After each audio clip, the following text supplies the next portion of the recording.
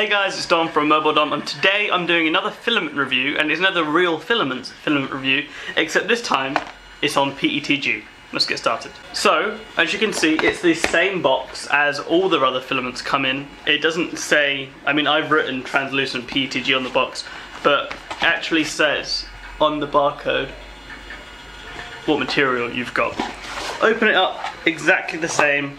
And we've got the spool here. And as I said, there's a reason this is my favourite PETG I've ever used. And I've used a couple, but just look at this stuff. The only way I can really describe it is kind of like Wizard of Oz, the Emerald City. This is such a beautiful shade of green, whether on the spool or when it's actually printed. And honestly, it just gets better from there. But before I show you some prints, I do want to talk about some of the pros and cons of Real-Filaments PETG. Now, start with the pros. This stuff has insane layer adhesion.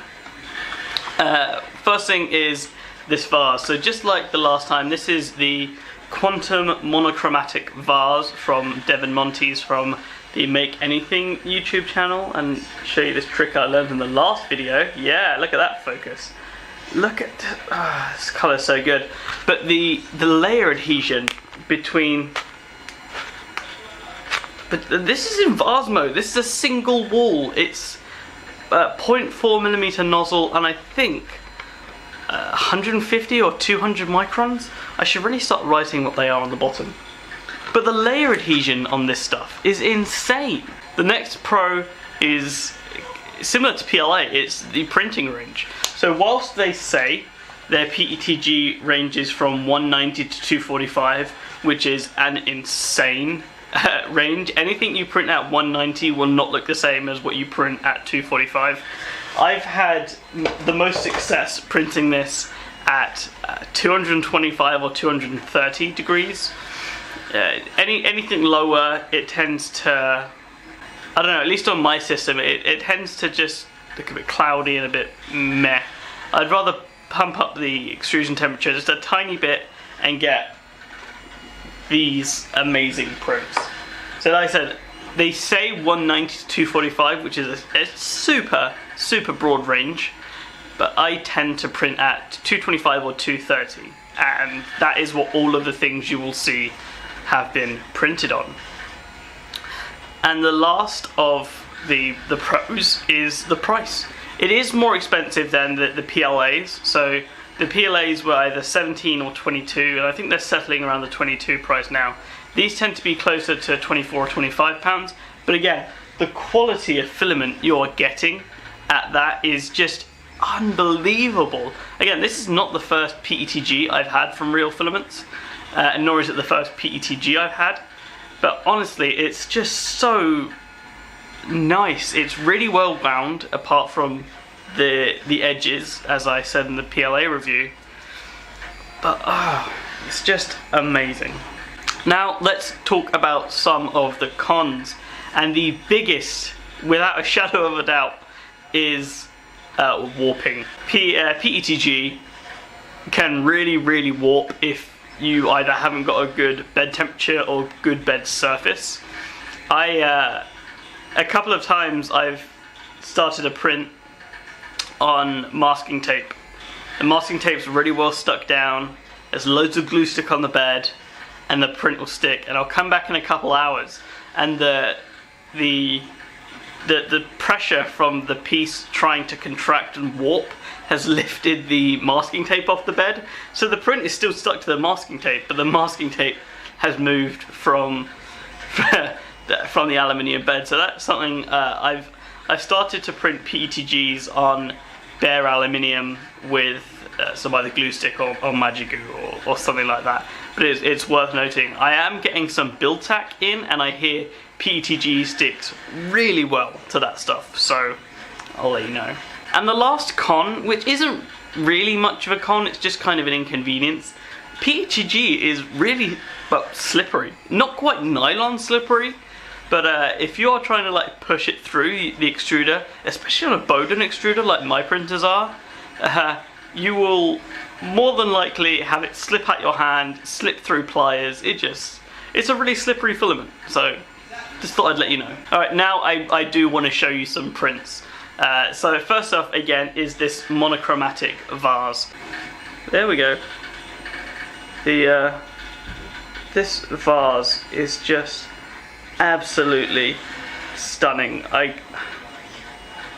don't know who taught Devin how to make these things, but every single vase he makes, I print loads of them. One of the main reasons I got my newest printer is because it prints tall. I want to print this full size. My new printer prints up to 300mm tall. I am printing a 300mm one of these vases. This is going to look amazing. I just know it, especially in this color. And again, the layer adhesion is absolutely insane. The way it reflects and refracts light. Wow, enunciation. Diction is hard. The way it refracts and reflects light is just absolutely mind-blowing. Some of you may know I am actually partially colorblind, and one of the colors I can see really well is blue. But when I saw this, it really made me think about that. And then I realized why this looks so amazing. I did some research. It turns out green is the color that the human eye can see best, which is why night vision is green. Green screens, again, because cameras are modeled after the human eye, that's why they're green. It's why if you have a microscope under a screen, most of them have more green pixels than red and blue. So when your eyes are slightly damaged, it either goes one of two ways. You lose color reception in one or the other, and this just looks absolutely insane. I love this. And next, and is kind of the last one I'm going to show you, because the other one is actually on my printer right now. My printer is printing, but it is this. So if I get back in shot, so this is an actual arrow. See, I have actual arrows from archery. So this is an actual arrow, and I watched the show Arrow, and they recently had a four show crossover called Invasion on Earth X, where Oliver Queen, the Green Arrow, makes a kryptonite arrowhead. And I saw that, and I was absolutely gobsmacked. So I opened up Fusion 360 with a screenshot as a canvas, and I made this. And I am so happy with how this turned out. This is actually the reason I brought this PETG, is because I thought it'd look awesome as kryptonite, and I was right. This stuff looks amazing. I'm going to make a kryptonite quiver, or I'm going to make a quiver full of kryptonite arrows. Like, this is 0% infill with 2 perimeters. About to say 3. The one I have with 3 is actually quite brittle. So I dropped it down to 2 perimeters, and it's translucent, it's almost fluorescent, especially under these lights, and it's just so cool. So that's been it for my review of Prima Creator PETG. This is specifically for the translucent green one, because that's all I have at this moment in time. But I love this stuff. The color is absolutely insane. The layer adhesion is ridiculous, and I can guarantee you 100% I'll be printing more stuff in Real-Filaments PETG, because this stuff is nuts. Anyway, I've been Dom from Mobile Dom. This has been my filament review of PETG by Real-Filaments. See you next time.